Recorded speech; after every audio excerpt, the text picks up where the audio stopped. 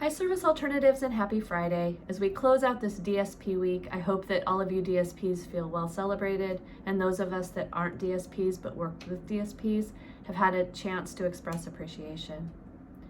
Tammy Forbes is an area manager here at Service Alternatives, and she is one of many examples of SA employees who really espouse the similar values personally as they take on in the work in the course of their workday. With Tammy's family, foster parenting has been a part of their family for many, many years. And recently, Tammy's son and daughter-in-law let her know that they were going to become foster parents, and it was something she was incredibly excited about. Since that time, they have taken in a number of children into their home. They have brought in many, many babies and have loved those children as if they were their own. Recently, they brought a little girl home about a year and a half ago, and when they did, they just knew she was the one, as it appeared there was an opportunity for adoption. Just in August, they successfully completed this adoption, and Tammy and her family now have a new little girl. Tammy's the grandparent again of a little girl, and it's just an exciting representation of how many SA employees carry out the values of our work, both personally and professionally. I've talked quite a bit about how foster parenting is such a critical element of our communities. It takes organizations such as ours here at SA that participate in foster parenting. It takes so many families like Tammy's son and daughter-in-law that become foster parents to make it all work. With COVID, it's become more and more challenging for many foster families to take in kids.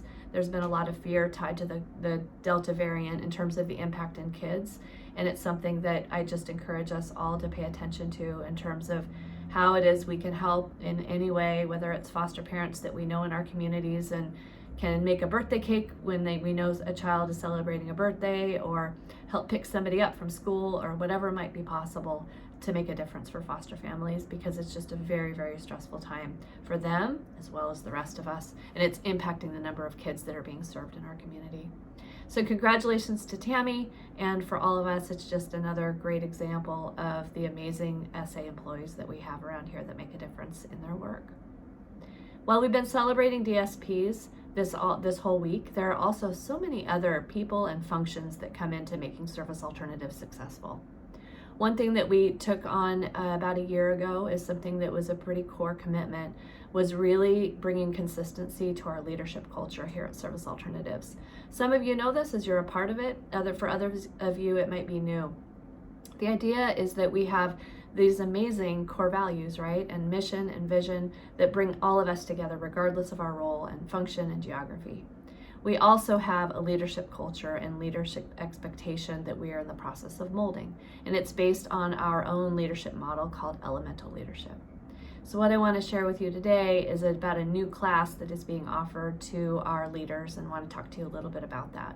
We've been offering a series of classes called Bite-Sized Leadership. They've been happening all during COVID, and the idea has been to provide training to our leaders based in our leadership model, based in Elemental Leadership, and to do it in a bite-sized way, meaning small bits of classes, hour and a half, 2 hours long, as opposed to the typical full days. And it's something that we've been doing to allow people to participate remotely and to hopefully be able to digest new things in smaller ways.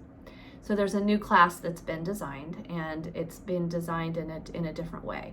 Our master coach, Sandra Cohen, has brought together area managers and somebody from the training department, and also directors, in terms of coming together to really figure out how is it that we can help our leaders develop their leaders with leadership development plans. It's something we hadn't done very successfully. So a new way, they went about a new way in terms of delivering training, in terms of creating content, and they're excited to be launching this new class October 1st. It's an example of the many, many things that happen behind the scenes that not everybody always knows about, but that we are doing in order to continue to strengthen, to continue to come into alignment, and even further the way we advance our potential. I want to thank those people that have been especially involved in that, and that is Larissa Floyd, Heather Hansen, Deb Osma, and Sandra Cohen, and I'm excited to have them launch this next class. Lastly, if you're not aware, September is Self-Care Month, and what a time to pay attention to self-care, I say. For myself, I'm having to dig deeper every day, and I think that all of you are in the same boat in terms of just continuing to live through this crazy beast of COVID. Sean recently commented on an SA Facebook post about the importance of taking breaks, and I wanted to reiterate that here. Here at SA, we've been doing more and more, and we still have a ways to go in terms of providing support and tools for everybody to take breaks. For those of you that work in residential, and that's where my foundation was as well for a number of years, I know that it gets really, really tricky. And even for everybody else, finding a way to take a break that's meaningful is so important. I encourage each of you at work, whether you're able to support each other in your team to take breaks, whether you're able to take advantage of our mindfulness experiences by watching them on YouTube or doing anything that we're offering more in the moment, for you to participate in any of the classes that are meaningful to you, I really encourage you to do that. For those of you also at home, self-care needs to happen there too. And so during self-care month, what a time to be focusing on what you can do.